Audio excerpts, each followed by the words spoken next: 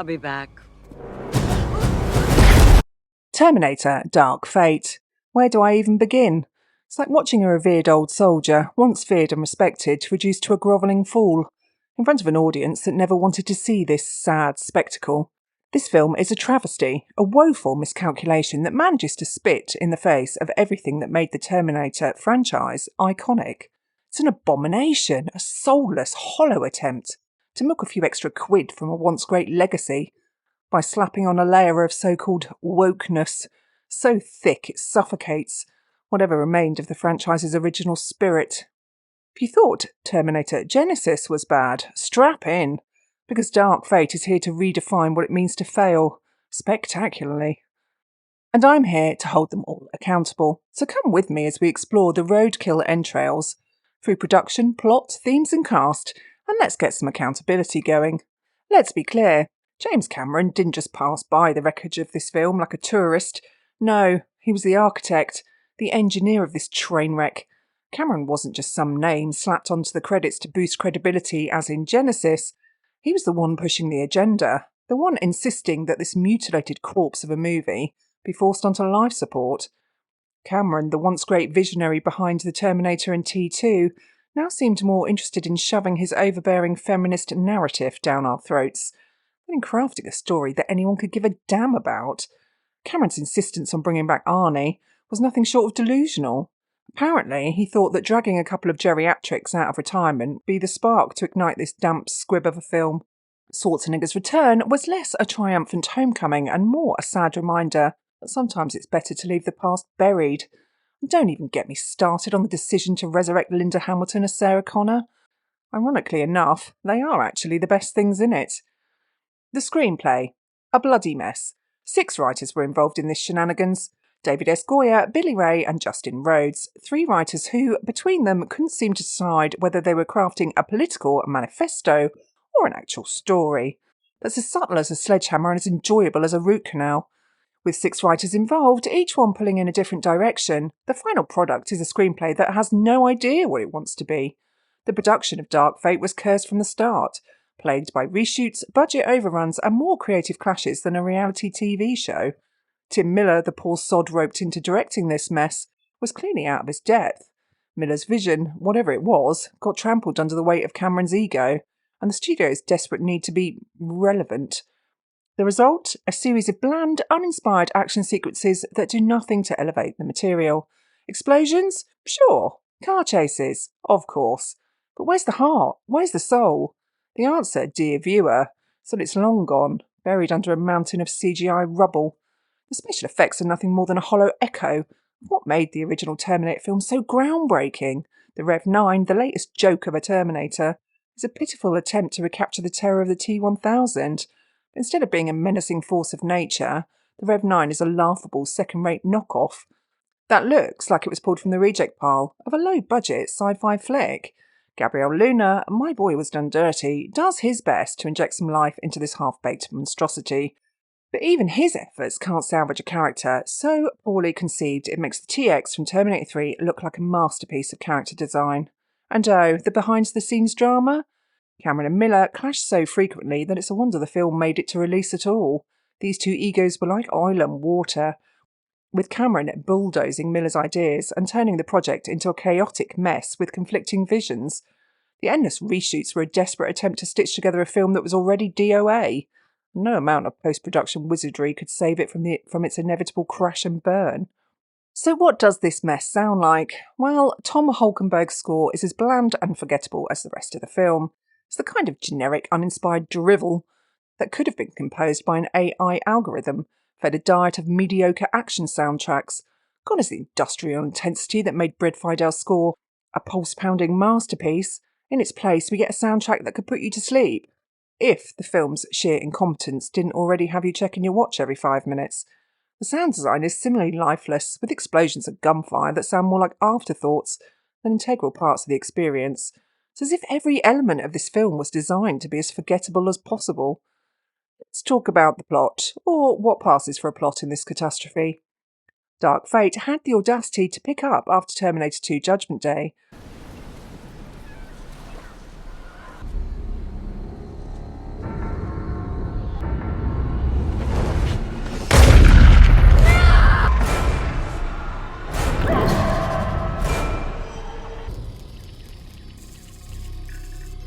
only to spit in the face of everything that the film accomplished.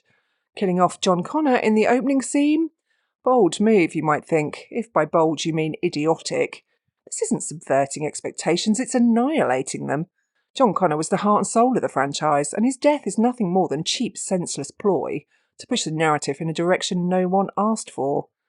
In John's place, we're given Dani Ramos, a character so painfully underdeveloped it's a wonder she's not left on the cutting room floor. Dani is supposed to be the new saviour of humanity, but instead she's a cardboard cutout with all the depth of a puddle. Her journey is supposed to inspire, but all it does is bore. And then there's Grace, the augmented human protector who's so aggressively shoved down our throats as a feminist icon, it's hard not to choke on the film's self-righteousness. Grace is less a character and more of a walking, talking lecture on gender politics, and her presence does nothing to endear the audience to the story.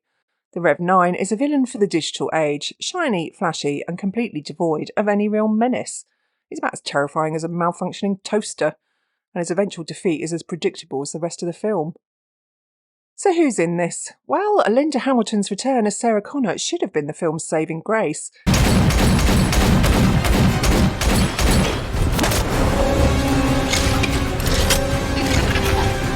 I'll be back.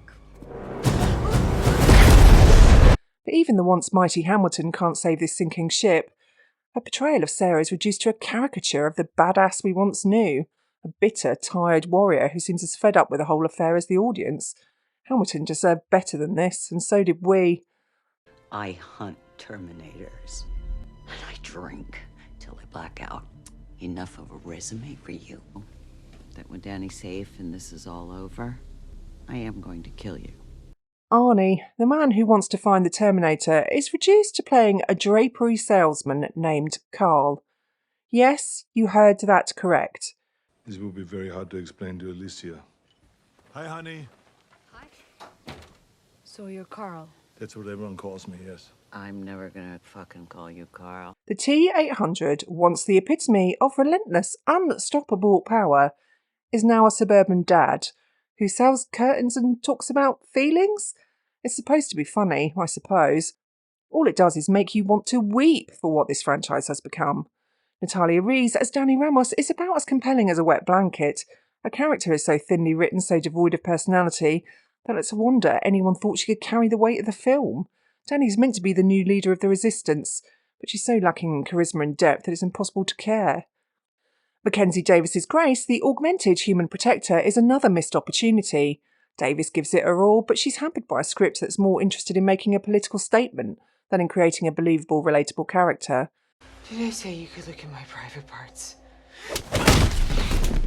Grace is tough, sure, but she's also one-dimensional, a character defined by her abilities rather than her personality. And her connection with Dani? About as genuine as a $3 bill. And then there's Gabrielle Luna as the Rev 9, the film's so-called ultimate villain. Luna does try to inject some life into the character, but he's fighting a losing battle. The Rev 9 is a hollow, uninspired creation, a villain that's more gimmick than genuine threat. His ability to split into two separate entities might have seemed innovative on paper, but in execution, it's just another tired trick that fails to impress. Now let's dive into the real disaster, the themes. Terminator Dark Fate doesn't just wear its agenda on its sleeve, it shoves them in your face so hard it's like being cornered at a party by a strict vegan. The central theme here isn't just a proclamation that the future is female, some obnoxious clanging gong that echoes throughout every painfully predictable scene.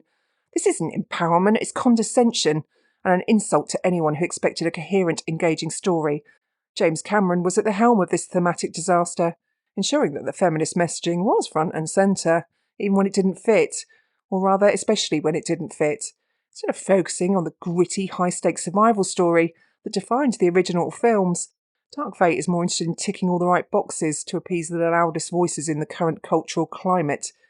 It's a clumsy attempt to ride the wave of contemporary social movements, but instead of being relevant or thought-provoking, it's just plain pandering. And the audience? Well, we all saw right through it. Sarah Connor, once a character defined by her complexity and growth, is reduced to a bitter one-note trope, a relic of the past, dragged into the present only to be overshadowed by the newer, younger models. And Grace, the augmented protector, is little more than a mouthpiece for the film's ham-fisted attempts at feminist commentary. This film is a stark reminder of what happens when a story is sacrificed on the altar of ideology. The Terminator franchise was once about survival, about the human spirit standing up against impossible odds.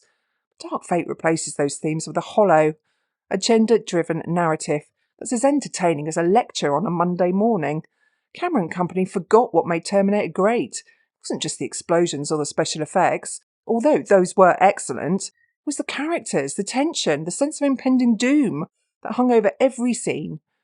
Dark Fate discards all of that in favour of virtue signalling, and the result is a film that's as soulless as the machines it once warned us about. Given the creative choices, it's no surprise that Dark Fate was a commercial and critical failure. Despite the return of franchise stalwarts like Linda Hamilton and Arnold Schwarzenegger, the film failed to resonate with audiences, barely scraping by at the box office.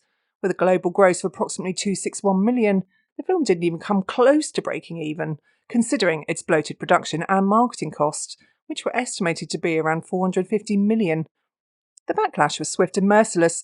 Fans were outraged at the film's blatant disregard for the legacy of Terminator 2 Judgment Day, particularly the unceremonious killing off of John Connor. Many longtime fans felt utterly betrayed, arguing that the film prioritised political messaging over established lore and beloved characters. This wasn't just a flop, it was seen as a blatant desecration of everything the Terminator franchise stood for. Critically, the response was mixed at best. While some of those modern journalism outlets tried to praise the film's attempt to modernise the franchise with strong female leads, others pointed out that these efforts felt contrived and overshadowed any real narrative progression. The consensus was that Dark Fate was less about continuating the story and more about rebooting it to fit into a contemporary socio-political framework, an approach that alienated a significant portion of its audience.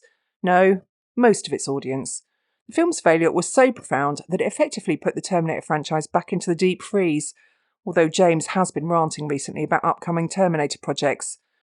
James, please leave it alone. Isn't there a submarine somewhere you should be piloting? Go play with your CGI. So what legacy does Terminator Dark Fate leave behind? Sadly, it's likely to be remembered as the film that finally put the nail in the coffin. It stands as a cautionary tale of what happens when a beloved series is dragged into the modern era, without care for the elements that made it great in the first place. In the end, Dark Fate isn't just a bad movie, it's an embarrassment, a disgrace to the Terminator name. It's the cinematic equivalent of a celebrated composer returning to write a symphony, only to produce a cacophony that sounds like a toddler playing a kazoo. Terminator Dark Fate is a film that tries to be everything to everyone, unless you're a straight white male. It's a soulless, pandering mess that fails to live up to the legacy of its predecessors. If you're a fan of the original films, do yourself a huge favour. Skip it. You'll thank me later. And if you're one of the few who actually enjoyed it, well, I'm happy for you, I guess. In its quest to be woke, Dark Fate manages to do the impossible. It makes us long for the days when a Terminator was just a relentless killing machine, not a mouthpiece for social commentary. The film is a painful reminder that sometimes it's better to let the past stay in the past, rather than digging it up and parading it around in a desperate attempt to stay relevant. So, let's all raise a glass to the memory of the original Terminator films, because they still exist, and I'd probably take salvation over this tosh. As for Dark Fate, let's hope it fades into the obscurity it so richly deserves. If you're as disgusted by what Terminator Dark Fate has done to this once great franchise as I am, then hit that subscribe button and join the conversation in the comments below. Share your frustrations, your anger, or even your ideas for how the Terminator series could be saved from this disastrous detour. And if you think there's still life left in this franchise, let's hear your thoughts, because clearly the people behind Dark Fate have no clue what they're doing. Until then, I'll be rewatching Terminator 2 and remembering a time when the future was actually worth fighting for.